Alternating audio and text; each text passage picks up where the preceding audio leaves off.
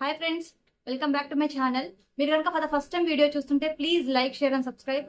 మీ subscription చాలా చాలా చాలా వాల్యుబుల్ నాకు.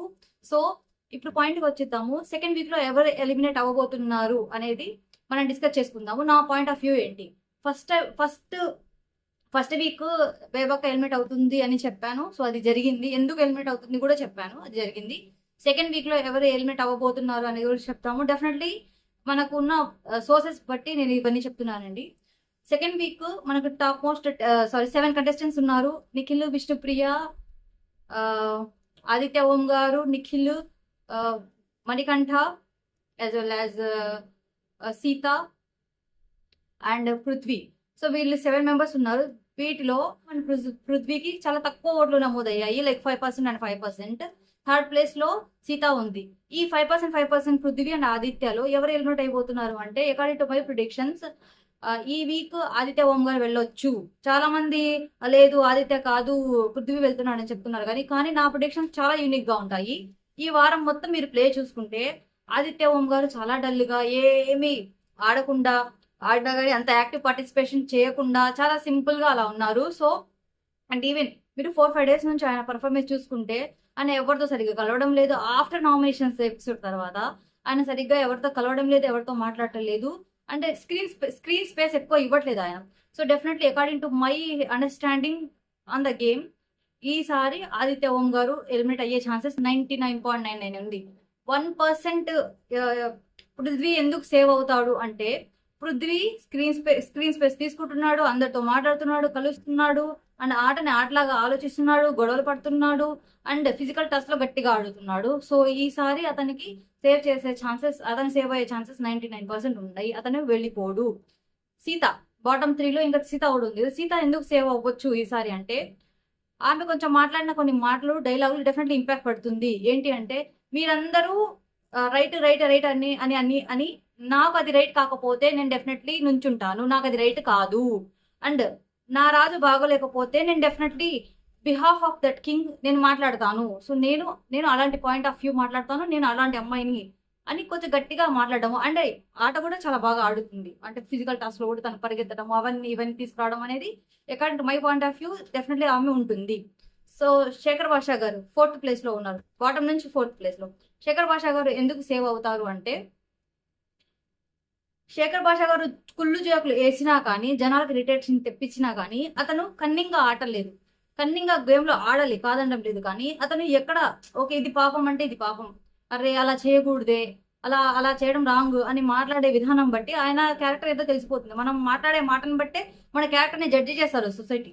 ఇన్ ద సేమ్ వే మనం ఇంతమంది ఆడియన్స్ చూస్తున్నాము, శేఖర్ భాషా గారు ఎక్కడా కూడా అరే ఇతను కొంచెం మంచి, అతనే cool hearted, soft hearted person అనిపిస్తున్నారు తప్ప ఇతను ఎక్కడ ఇది చేయట్లేదు. అంటే అతనికి చేతని దగ్గ అతని ఎనర్జీ ఎంత ఉందో అంత ఎనర్జీ వాడి అతను చేయాల్సింది అతను చేస్తున్నాడు. సో అండ్ ఇంకోటి, వాళ్ళ శేఖర్ భాష wife is pregnant and delivery date వచ్చేసి September 14th ఇచ్చారు. బట్ ఎవరైనా చెప్పొచ్చు కదా, సింపతి గేమ్ ఆడొచ్చు ఎవరన్నా, నా వైఫ్ ప్రెగ్నెంట్ గా ఉంది అని. ఇప్పటి వరకు ఎవ్వరు ఆయన ఏడవడం కానీ, ఆయన ఎమోషనల్ గా ఫీల్ అవడం కానీ, ఆ మాట జనాలకు చెప్పడం కానీ 24 hours లైవ్ లో చూసినా ఎవ్వరికి అలా అనిపించట్లేదు. సో అతను పర్సనల్ లైఫ్ ని, ప్రొఫెషనల్ లైఫ్ ని ఒక చోట కలిపి ఆయన సింపతిగా మాడాలనుకోవట్లేదు. ఆయనకు వస్తే వచ్చింది, లేకపోతే లేదు అన్నట్టు ఆయన పాయింట్ గన్షాట్ గా చెప్పేస్తున్నారు తప్ప ఆయన ఎక్కడ అడ్వాంటేజ్ తీసుకోవట్లేదు. ఇలాంటి వాళ్ళే స్క్రీన్ స్పేస్ తీసుకుంటారు, ఇలాంటి వాళ్ళే జనాలకు నచ్చుతారు. అరే పాపం అనిపిస్తుంది. సో శేఖర్ భాషా గారికి ఆల్మోస్ట్ 15 to 16%, 10 to 15 ఆ మధ్యలో రావచ్చు. And Manikanta definitely Manikanta is going to be save. ఎందుకంటే లాస్ట్ వీక్ లో నా సింపతి గేమ్ అని చూపించుకున్నాను. ఈసారి నేను సింపతి గేమ్ కాదు, నేను గట్టిగా పోటీ చేయాలి, గట్టిగా ఫైట్ చేయాలని ఈసారి గట్టిగా ఫైట్ చేస్తూనే ఉన్నాడు. వాట్ ఎవర్ ఇట్ మేబీ అతనైతే మంచిగా ఆడుతున్నాడు. లాస్ట్ వీక్ లాగా పిచ్చి లాగా బిహేవ్ చేయట్లేదు. అండ్ ఈసారి కొంచెం ప్రూవ్ చేసుకుంటున్నాడు. ప్రతి ఆటలో నేను ఉంటానని చెప్తున్నాడు, నేను వెళ్తానని చెప్తున్నాడు, ఆడుతున్నాడు.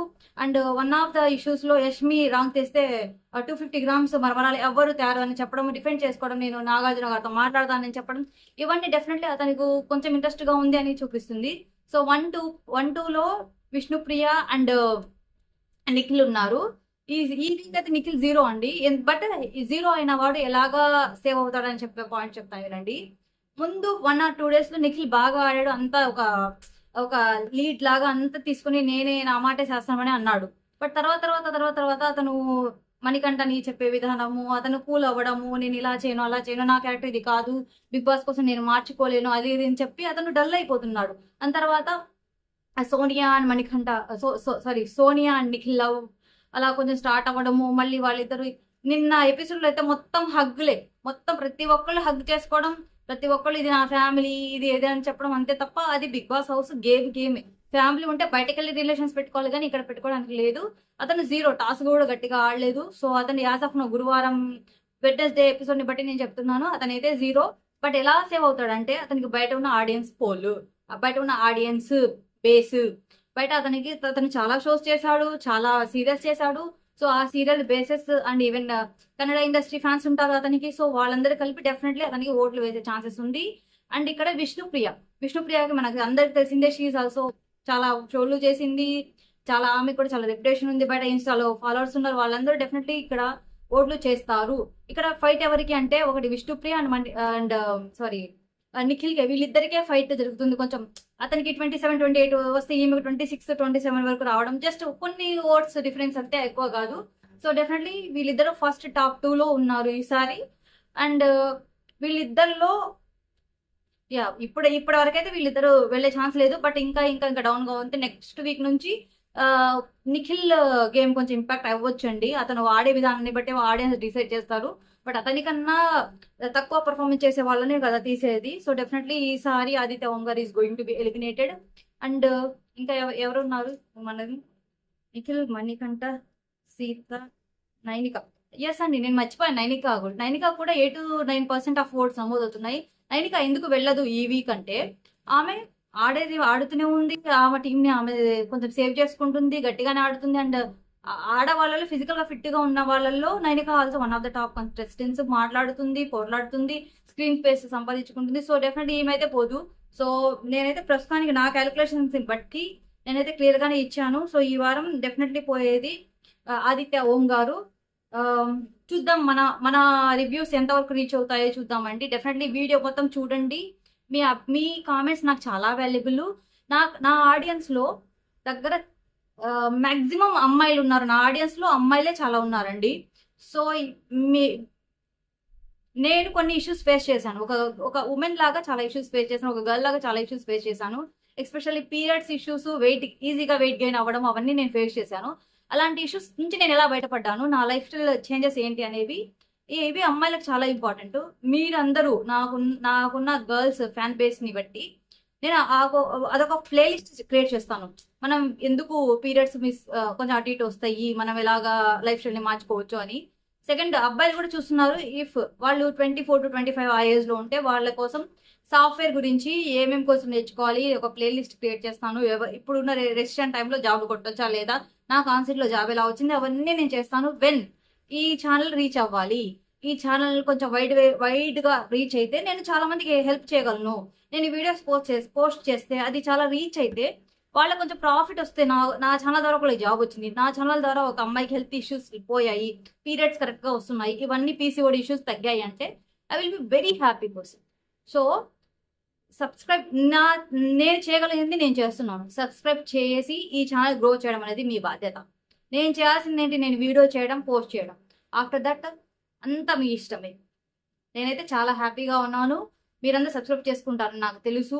So thank you so much. ఉంటాను. Bye bye. మళ్ళీ కలుద్దాం.